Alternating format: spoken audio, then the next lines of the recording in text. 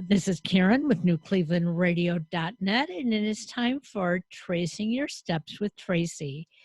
And Tracy and I have been thinking about a subject that we wanted to do today, and it's something that we both, I don't want to say suffer, but sometimes I feel like I am suffering from it, um, and it's called anxiety. And anxiety really is or can be a good thing, because anxiety can create an opportunity for us to react out of fright, out of fear.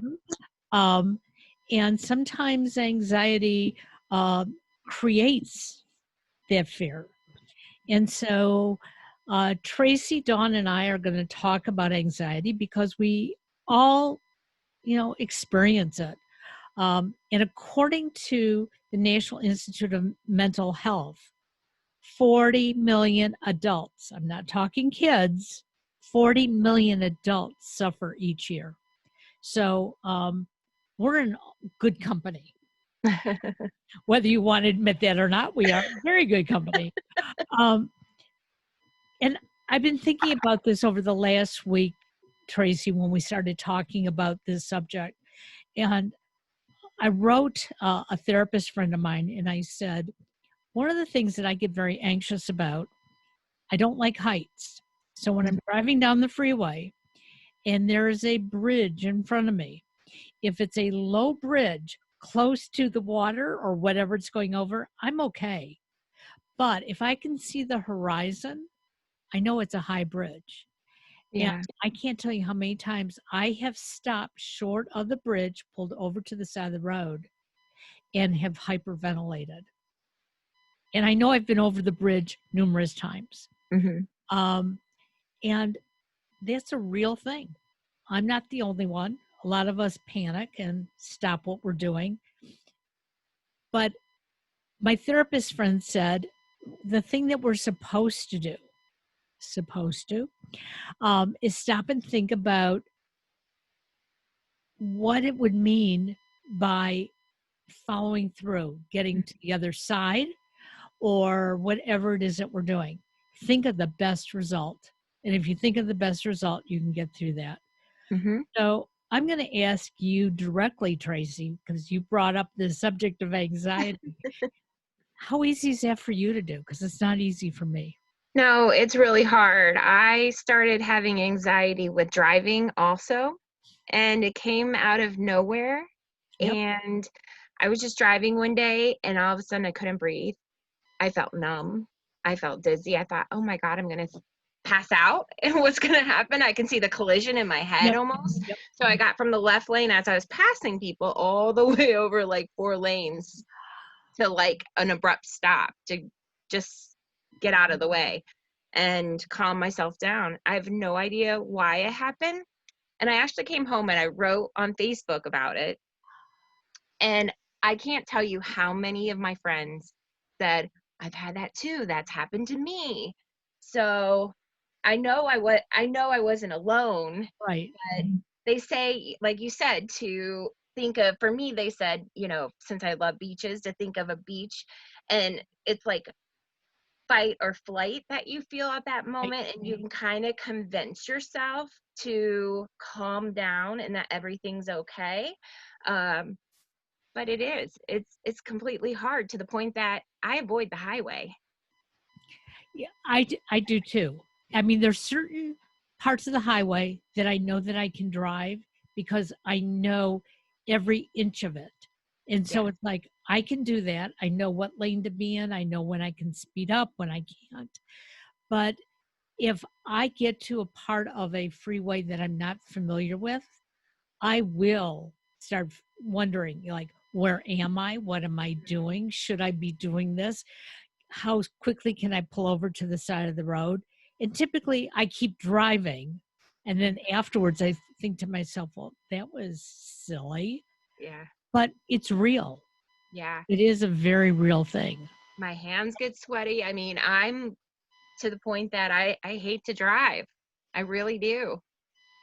And you don't have much of a choice. No. Yeah. No. Yeah, and a lot of us get in that situation. I know that my husband and son have teased me, and they've said, "Well, if you feel that bad, you can just wait around for us, and we'll take you." It's like, Right. wait around for you? Like, no, I don't want to be at your beck and call. Right. So we brought Dawn into this today, and Dawn, is there any particular area where anxiety grabs at you? Got to turn your mic on. Your mic's not on. There you go. I'm always anxious if I don't know where I'm going. I will try and get out of going because I can feel my heart start to race. And traveling for work has always brought that. If I don't know that airport, or I mean, it's just it's hard, and you try to like avoid going. Like you make up issues of why you can't go to things. For me, at least. I mean, traveling, and that's happened a lot for me, traveling for work. And that's not unusual.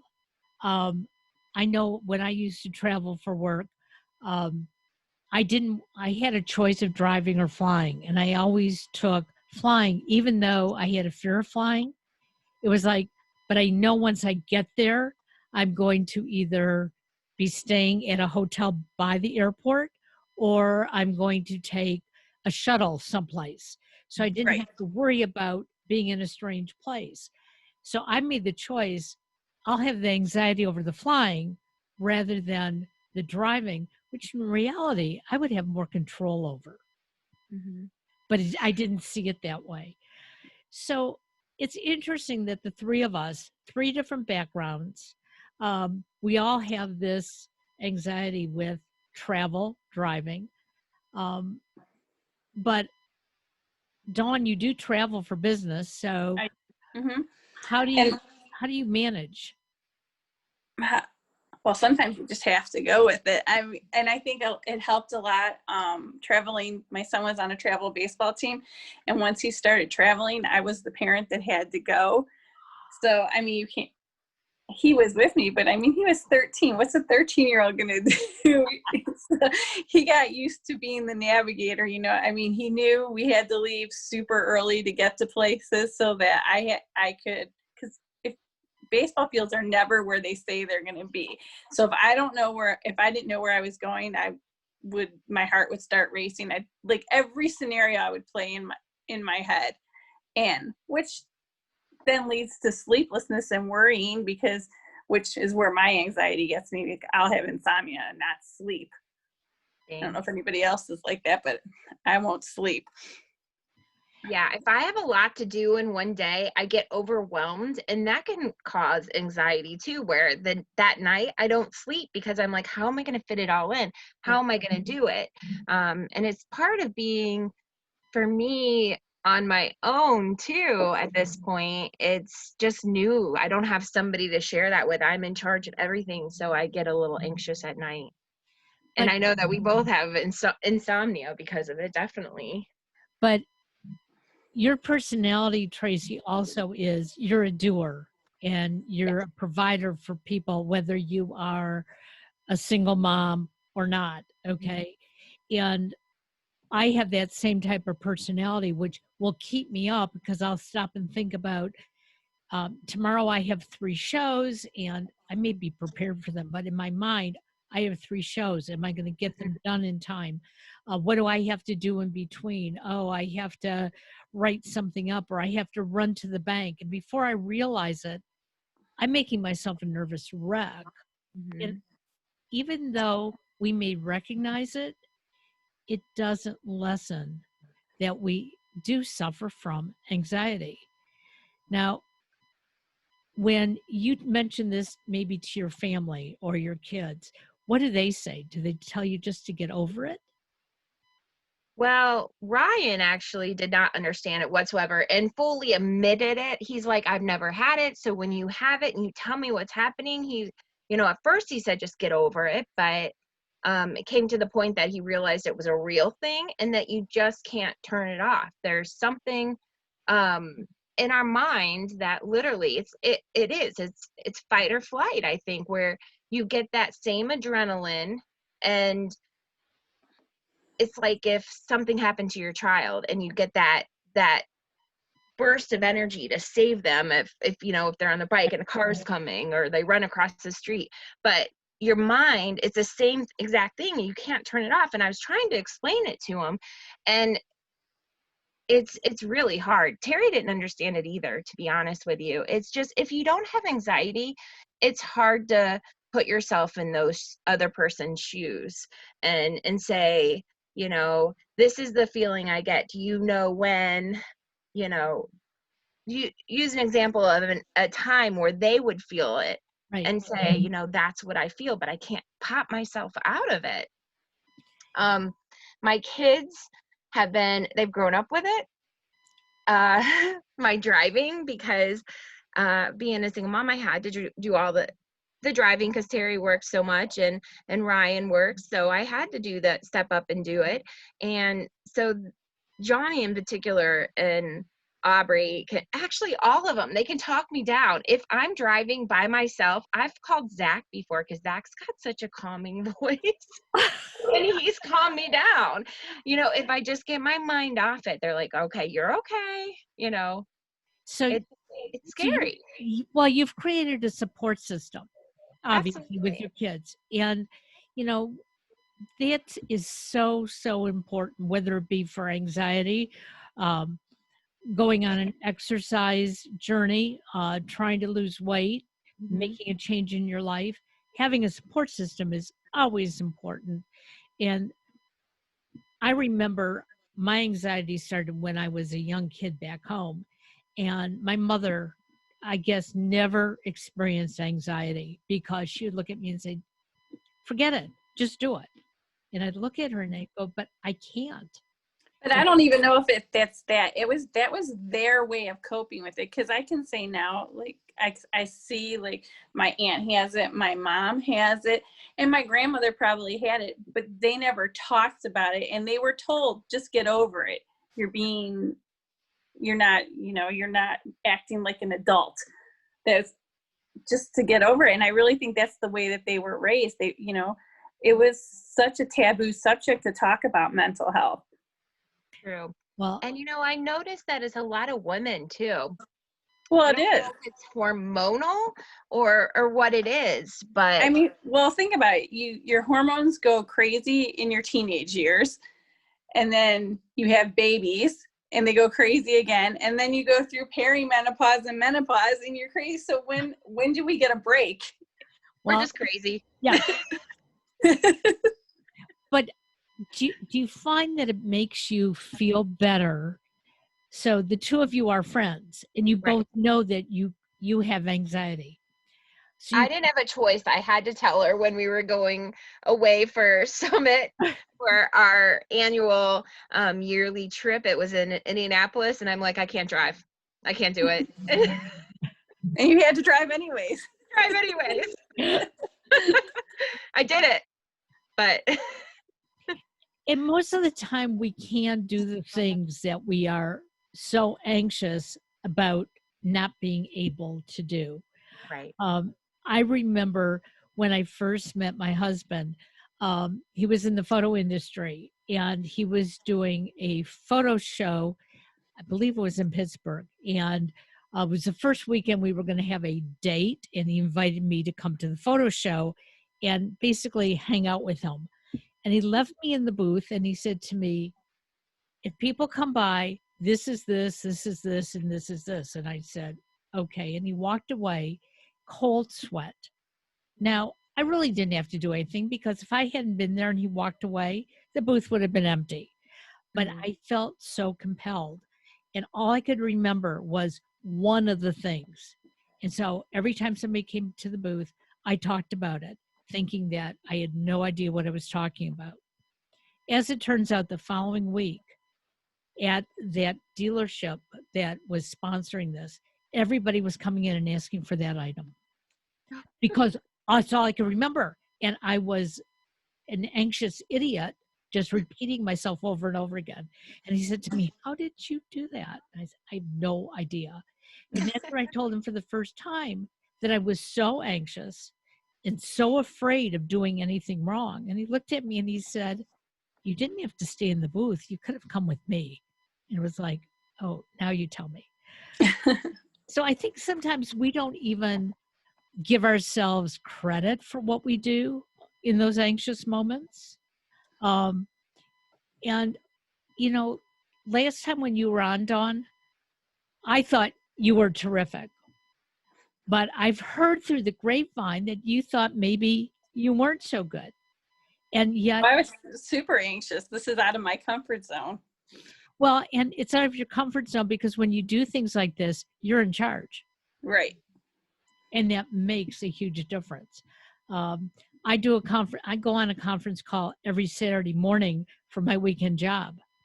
I hate it.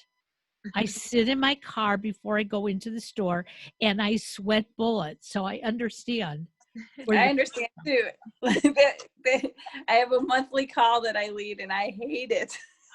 Oh, and you lead it. Oh, yes, I hate it because I think I always try to, and part of it probably is me because I like to be, I'm a fixer naturally.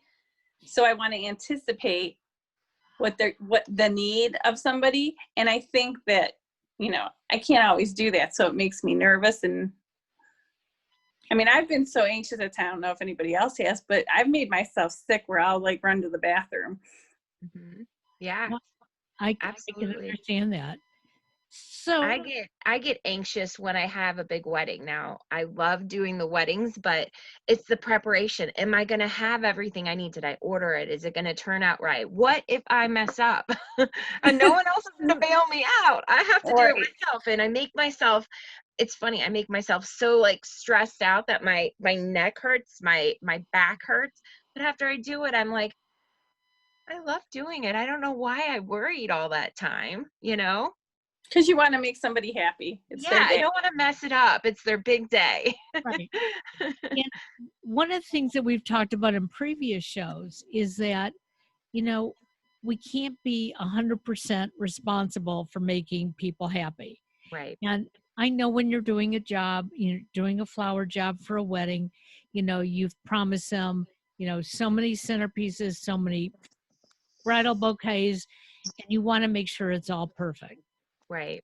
In the long run, we all know that it does typically work out unless you just didn't get your flower order at all. And then that's a whole other story. Right. But we don't give ourselves permission to have something be not perfect. And that's the problem that I've been having recently. And especially with my weekend job, I go in there knowing exactly what I want to accomplish. And when I see within the first 5 minutes, I'm not going to be able to do it. I walk around all day long shaking. And after work, it's like, why was I like that? Right. I could have calmed myself down. I think we're all a little bit of not procrastinate, perfectionist is what I was going to say. Not procrastination, but I like to make things as perfect as it is in my head. And I'm sure that's with you too. And you for your meeting, you want to kind of have every scenario under control so you have an answer for people. That's because I think we are fixers and lovers and nurturers by nature. So is there anything that either one of you do when you start to get anxious? Do you have breathing techniques? Is there a mantra? Do you go out and exercise? What do you do to make yourself get that release? Well, as it's happening, I try to do the counting backwards and know that I'm okay. Try to relax and take a deep breath, but it's not always easy. For me, it helps to have somebody with me to kind of bring me back to reality, and let me know that I'm okay. I know I'm okay, but it's that initial, for me, I feel like I get all sweaty and like I'm going to pass out. And worst case scenario, it has never happened, but I just count myself down. And I've been told several times to picture something like you said, picture what makes me happy, because that automatically changes that fight or flight in your brain to something that it's going to be okay. It's like, ah! You know what I Exactly. mean?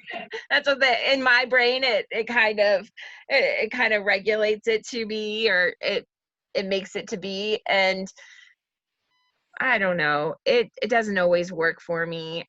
I'm grasping, and like I said, I asked people on Facebook before, what do I do? Because everybody has different ways. Like I have a friend that goes into the grocery store and she's actually left her cart because she's had an anxiety attack. I just gotta go. I gotta go now. Yeah. And everybody just handles things different. So it's nice to know that you're not alone. And it seems to be more people, and even that statistic you gave at the beginning, I think it might even be more people that haven't admitted that they have a problem. Well, I think that's true, but I also know there are a lot of young children that Oh, at absolutely. very young ages that are having anxiety attacks. And, I've heard adults say, well, what does a 4-year-old have to be anxious about? Well, a lot of things. A 4-year-old is a little kid and he or she is constantly looking up at big people. Mhm. That in itself can be scary. They're hearing the news on the TV. They may not understand it, but Mhm. they know they can hear the tones. Mhm. Um, and that can make anybody anxious. I mean, as a little kid, I remember growing up at the time of the Bay of Pigs, and people were building shelters in their basements, and my Oh. parents didn't. Okay. And I was very upset. Well, what if we go to war? And my father just looked at me and he said, we wouldn't be safe in a bomb shelter in our basement if we went to war. But Mhm. for many years, I'd go to sleep at night, terrified, that there was going to be a war. Um, so kids of all ages obviously can have anxiety. Well, I have to admit this too, and I'm sure I'm not the only one, but in March, when we first started hearing about Corona and we started going on lockdown, I'd get the sniffles or sneezes and I'd be like, oh my gosh. And I'd be Googling like the symptoms, and I'm like, I think I'm getting it. I mean, there's things like that when it comes to sickness too. I always worry. Um, I overthink everything in general when it comes to things like at nighttime when I go to bed. Especially, I'll lay there to the point that I'm so anxious I can't sleep, like Dawn had said, where I'm almost insomniac. But during Corona, when it first started and the whole world shut down, Yeah. we see people dying, and I was just always going, oh my gosh. Now I have not had it that we know of. but but still, I still to this day, if I get the sniffles or something, I'm like, okay, I can still taste. I'm like going through the symptoms in my head. It's just scary. Now, you both have kids, okay? And somebody wrote me this morning about she's a new mom. She has a stepdaughter who I believe is like 5 or 6, but she wasn't responsible for her as an infant. So now she's got this infant, and all of a sudden she's feeling like that she's probably the worst mom in the world. She can't do things, and we know that postpartum depression is very, very normal. Mhm. And I said to her, we don't want to label anything, but if you're concerned about it, obviously call your doctor. But she's constantly concerned that something's wrong with the baby. And she's actually waking the baby up in the middle of the night to make sure that baby's okay. I know we've all done things like that, but Absolutely. has there been anything in particular with your kids where you just, worried endlessly about them? Well, for me, the twins, they were premature, so they came home on apnea monitors, which if you don't know what those are, Right. they could stop breathing. So they prepare you for the worst case scenario, what we would have to do. So that was a big thing. And then within a month of being home, they got RSV. So then they were hospitalized again with pneumonia because Johnny had a little head cold, and he was in daycare because of the kids being Right. the boys being preemies. So he brought that home. So that was always a big thing for me, that I really stressed about. And then of course Aubrey. I still worry every moment. I need to stop, because as soon as she says she doesn't feel good, I'm like, oh my gosh, what's going on? I'm like, hold on, like, dear life, like, do I need to take you to the ER? She's like, Mom, I'm fine. Or if she would cough, I'm like, are you okay? And she's like, please stop asking me if I'm okay. I'm going to tell you I am not okay if I'm not okay. Just stop. Because I got to be so anxious about it every moment, thinking that something was wrong, because every time she used to cough when she was having all the issues with her brain, was she was getting sick. So I thought, every time I hear something, I'm like, are you all right? Are you all right? To the point that she's just sick of me. Now, how did you learn to calm yourself down? Especially, let's go back to the twins. You know, obviously, to some degree, you probably were a little bit overbearing for them, Oh and yeah. can't blame you. But Luckily they were little and don't remember though. you think they don't remember. But True. was there anything that got you through that to calm you down? Honestly, Terry. Terry kept telling me the alarms will go off. You don't have to watch them 24/7. If your baby was full term and was off actually his aunt who worked in the NICU kept telling me, would she come and she'd take those wires off, and she's like, look at the kid. They're not blue, they're breathing, you have to look at them and not worry about that darn machine at that point, because I was just obsessed. Oh my goodness, it made a noise, and here it was just like the sticker came Yeah, off. So she actually took the machines, and she was with me, of course, because she was in the NICU, right, a exactly. nurse, but she calmed me down and let me look at the signs, because they had me so scared and worked up that, what am I going to do if something goes wrong? Absolutely. And what about you, Dawn, with your kids? Um, I think like as a mom, you're just always worried about them, no matter, you know, are they going to make the team? What happens if they don't make the team? If this girl breaks their heart, I think it's just a natural reaction. And I'm somebody that like thinks through everything part of it. And I know I drive my kids crazy. My son just had ACL surgery, and he's 23, and I'm like, should you be walking like that? Really? Should you be moving your leg that? And he's like, Mom, I'm going to physical therapy. I don't think you slept when he came home either, because you were so No, I didn't sleep every time he moved. And that, like, I hear him. and I was like a crazy person, because I was like, all right, how long should you be on these pain pills for? Well, You you're don't being want him to have an addiction on top of it. I mean, Right. And well, yeah, because you read all about everything. yeah, we hear all this scary stuff in life about addiction, and then you're like, well, like for Aubrey, she was on some crazy strong meds too, and I'm like, is she gonna have consequences? Is she gonna need this? But Well, right. And the doctor was like, he needs to take the pain pills, because the pain pills will help him recover quicker. and You're that's like, something that it's hard to understand. it But is. one of the things that you're bringing up, which I think is really important to our listeners, is that as a mom, your kids are always your kids. I used to fight my own mother on it. Um, if she called me long distance and I didn't feel well, I had a cold, she'd call me an hour later. Are you any better? What's going on? Maybe you should go to the ER. And I'd say, I'm an adult. And she'd go, but you're still my kid. Yeah. And, you know, it's the truth. Fathers aren't quite like that. They finally get to a point where it's like, they're an adult, leave them alone. Right. Um, but we do get anxious over our kids. And I think it's something that it's inbred in us. And we have to share these conversations more often so that we're not sitting at home and lying awake in bed at night wondering, am I the only crazy mom around? Right.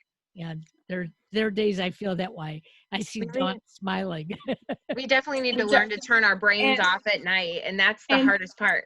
and don't be afraid to go talk to somebody, because sometimes sometimes you do need something to take the edge off. You don't realize. I know when I was probably in my early 30s, I remember going to the doctor and telling her, like, I hear myself, and it's like an outer body experience. Mhm. I can like hear the things that are coming out of my mouth, but it's not really what I want to say. And she was, and I said, and it was only around my period. Mhm. I've had that too, where you feel like you're watching yourself almost. And I thought, am I crazy? What's going on? And I Right. actually went to them, and they Like said you it think was you're it was nuts. hormonal. Yeah. Your hormones are crap. That's why, it's Scary. never easy. I'd be Yeah. like, I don't really mean the things that I'm saying, but like a little thing could set me off. Mhm. Absolutely. Well, I know about 10, 11 years ago, um, when I was still in the corporate world, and as I was getting ready to leave the corporate world, as I was pushed out, um, I knew I was depressed, but I wasn't Mhm. showing it to people. And so when I would tell people I was depressed, they'd look at me and they'd go, "No, you're not." Mhm. And I'd say, "But I am." And I could tell them exactly how I felt internally. And they looked at me and they said, "Well, if you already know that, you're going to be okay." And I Right. finally, you're right. I had to go see a doctor. Mm-hmm. The doctor, thank God, didn't just tell me that I was a female, because we hear that a lot. Right. Um, but he said to me, "You are depressed. If you feel it that much internally, okay," he said, "you have a great mask on your face." And Right. that's what I was doing. And he said, "I want you to go home." And he gave me medication. He said, "I want you to go home, and I want you to tell your son and your husband exactly what you think of them at that moment." And I said, "Oh, no, you don't want me to say that." Because I was so unhappy with myself, I was unhappy with them. Mhm. And I did exactly what he said. And it was the best thing, because that's when they saw, wow, there's something wrong here. Right. And they worked with me through the medication. Um, and, Yeah. you know, having girlfriends has helped, because Absolutely. we do understand each other. We are supportive. Mhm. Absolutely. And people have to, I get a little upset when people talk about depression in a bad way, because it's something, the serotonin that's missing. It has nothing to do with, it's all in your head. I've heard people say that it's all in your head. No, it's not. The medication, um people, there's such a bad, I don't know what to say about it, but like a bad, people are like, you're on, we'll Right. just say Prozac. uh there's like this, I don't know, it's not There's a bad for you. stigma. There's a Yes, stigma. stigma. I couldn't think of the word. I hate when that happens. A Well, bad stigma about it. And then people don't realize that there really is a problem. Your right. body isn't producing what it needs. And if you need that medication to get through, and that's the same for anxiety too. There's people that have to take anxiety medicine all the time. It can be debilitating. Well, Right. And I just read this too recently. My anxiety is always at its height in the morning. And that's because in the morning, your cortisol level from sleeping is so high. Oh, And that's why it's a lot of times you'll get insomnia from it, because your cortisol level is so high. And that's why a lot of doctors will say, well, exercise in the morning, because it will kind of level it off, level which it I off. do.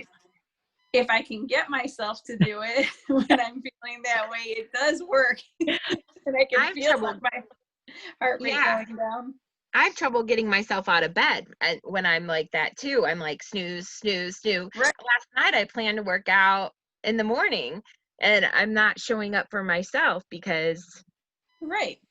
I've Well, Well, and it's learning how to listen to your body and and to what's going on, and to give yourself that time to feel yourself. A lot of mhm, us don't. We just assume, you know, oh, I have a headache. Well, do you really have a headache, or are you stressed out? Is Or it a are you, tension headache? yeah, yeah. or are you thinking about something? It's interesting because for many years, um, Alex being on the spectrum, doctors gave him one medication after another. Mhm, And I can't tell you how many times he would say to the doctor, I just don't feel like I need to feel. And right. the doctor would say to him, it's okay. This is how you're supposed to feel. And he was, I think, right around 23. So it's about 7 years ago. He one day just cold turkey went off of all of his meds. Didn't tell us, luckily, because if I would have known he had done it that Like, way, I no. would have killed him. But it was the best thing for him, because the medication may have been good in some respects, but what it was doing, it wasn't giving him a chance to think through his processes. Right. And so, when he would go into a meltdown, he couldn't stop it because the medication started working faster for him. Mhm, Well, now that he's off medication, he can start going into a meltdown, and all of a sudden he'll stop. And it's like he'll see what's going on, or he'll say, hey, I'm anxious, or yes, I am feeling depressed. And you can see the difference. So for him, those meds, they really weren't the best thing. But for right. some of us, you know, I've been on medication now for 9 years, and I'm terrified to go off of it, Mhm, because when I have missed a couple doses because I forgot to take them, I feel a difference. mhm, I, you know, I, absolutely. I can't cope with things as easily. I So, cold turkeyed myself off them, not knowing at one point that that was bad, and I was so dizzy. I felt like when I turned my head like it was like slow motion. And I was just vertigo, couldn't figure out what it was, and finally my doctor's like, "Did you take yourself off your anxiety medicine?" I'm like, "Yes." You can't do that. You can't cold turkey that stuff. so since the two of you are into eating well and exercising, tell me how that helps with your anxiety, or does it? It does help, and I think, and also learning the different breathing techniques um, has helped me. I practice what's called the 16-second um, technique before meetings, which is 4 breaths in, and then you hold it for 4 seconds, and then you release for 4 seconds, and then you relax yourself. So before I lead any meeting, I do that for myself. So it slows my heartbeat down so that I'm a little bit calmer. I mean, I still may feel like shaking or nauseous, but at least I can feel myself coming back to control. Good. What about you, Tracy? Is there anything particular that you do? Um, honestly, I kind of wing it. I hate to say that, but I mean, you just, for me, I don't know when the anxiety is going to happen, so I can't prep for it. Um, for me, it just comes out of the blue, out of nowhere, and I just have to really deal with it. But I continue to do my daily ritual of getting up and doing my journal, and then going to work and eating healthy and doing my shake, and come home and I work out. I try to keep my same schedule, because if I stay on the schedule, I don't seem to have as many anxiety attacks. Right. But yeah, yoga helps, meditation, um, and also the way you think. It's a lot of it's in your mindset too. I think I can get through this, or I will get through this. It's how you word things to yourself that also help. Um, it's really how you look at it. It's Absolutely. Well, and we talked earlier before we came online that, you know, the season changes. have a lot to do with anxiety and depression. It getting dark earlier, as I was telling Tracy, 2 months ago at 6 o'clock, it was still sunny out, and I would maybe go out for a walk, or I would go outside and talk to a neighbor. Now it's getting dark at 6 o'clock. I want to come in the house and put my pajamas on. And it's like, how crazy does that sound? Because 6 o'clock is still 6 o'clock. But when it's dark outside, it does something to us that says, hey, it's now time to slow down. Yeah. When the sun comes up in the morning, even though some of you are not morning people, I am a morning person. I can't wait to jump out of bed in the morning. But the last couple winters, I've had to try to talk myself into the fact that, oh, it's only 50 days till spring. And I had to keep looking forward to, daylight savings again in warmer weather. Because if I would have looked at what was really outside my window, that to me would have been depressing. And yet I don't want to wish my life away. Right. So how do you Yeah. get through the darkness of the winters? For me, it's really hard because I don't have a window now that I'm working in the office. I don't have a window to look out. So when I go in, it's dark. When I leave, it's dark. Wow. So I honestly have to do vitamin D. I was actually, mine was so low at one point that I was hospitalized because they needed to give it to me. It was when they took it, because I lived in an underground house too, I might say that. So it didn't, on top of have windows. So yeah, it for me, you definitely have to do that, and you have to be grateful for the things that you do have.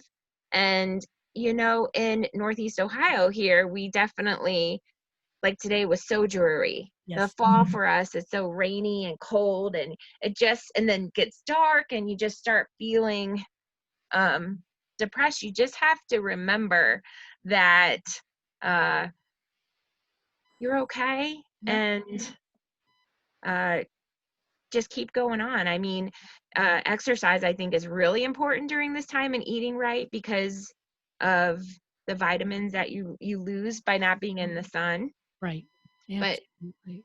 it is such a struggle for me. I struggle with it. So any advice you can give me, I'm all for it.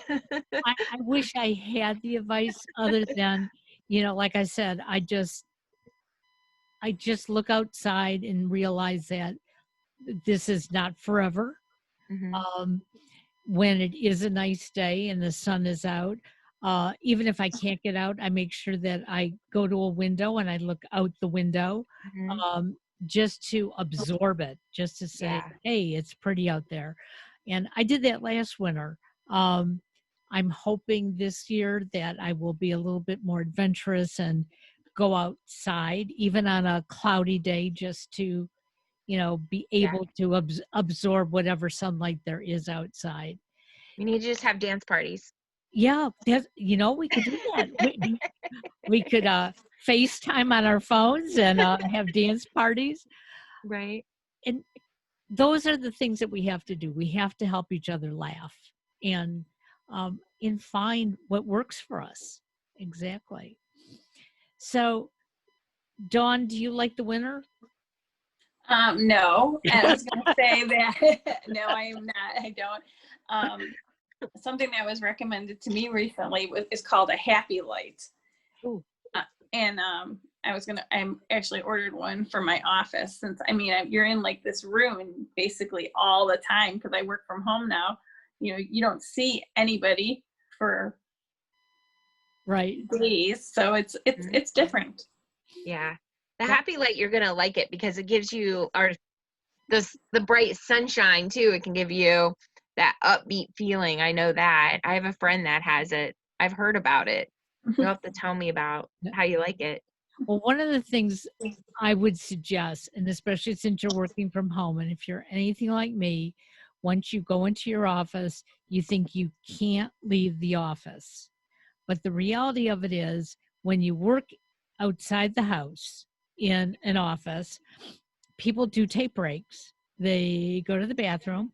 They take an actual lunch break. They walk around outside. Many of them who don't even smoke will go outside for a smoke break. Uh, Yeah. and that's something that friends of mine have really pushed me to do. Yeah. You have to get up, you've got to walk around, because there have been days that I have sat in the studio here for 10 hours without even realizing it. And then I want to know why I'm not feeling happy. I love what I'm doing, but I feel stuck. So, Dawn, I want you to try that. Okay, I will. Because I definitely don't get up. I'm always afraid somebody's going to ask me something. Right. As soon as you walk away, you think that someone's going to need you. And you know what? I'm sure those same people are walking away from their desks, so if you do miss them, they can get back in touch with you. I don't think anybody expects you to be sitting at your desk for 8-9 hours at a stretch. But Right. if you're like me, that's what you do. And, you've got to learn.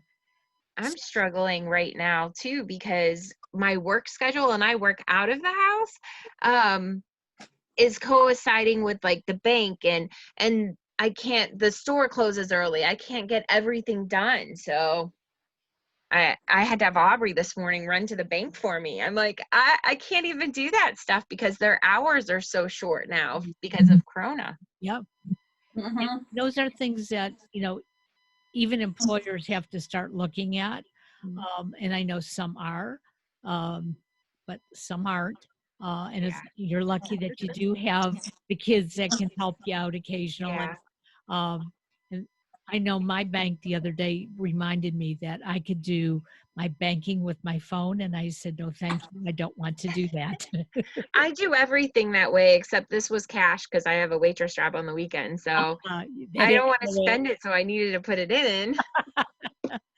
Well, I want to thank the two of you because I think we're helping a lot of people talking about a subject that some feel that they're the only one suffering, and they're not. Um, and it doesn't make any difference what age you are. If something is making you anxious, we need to talk about it, and we have to be honest. And hopefully, I will remember this conversation when I'm driving on the freeway in the next couple of days, and I see that bridge looming in front of me. Because just because I drive over it doesn't mean that it's gonna fall into the ocean. We've seen too many movies. Right. It's interesting because I don't even remember how long ago it is, probably maybe 20 years ago, there was a bridge in the Twin Cities near Minneapolis that caved in. And I used to live right near there. Oh yeah, I remember seeing that where And the grounds. yeah. And I just remember watching it going, that's why I don't like to drive over bridges. And my husband said to me, number one, you don't even drive over that bridge anymore. But number two, that was a freak accident. And he said, I hate to tell you, but if your number's up, your number's up. But I don't want to be up over a bridge. So Right. I agree with you. I'll drive around the city. Especially a bridge over water. Yeah. Right. Like a high level bridge when they go up and arch over. Yeah. No. Yeah, I'll Or let when they somebody else drive The over. ones that open up too. Oh. Oh, luckily there aren't too many of those anymore. So, Right. but again, I want to thank the two of you, and Tracy, we'll see you again in 2 weeks while we trace our steps with Tracy. Have a great day. Thanks. Bye. Bye.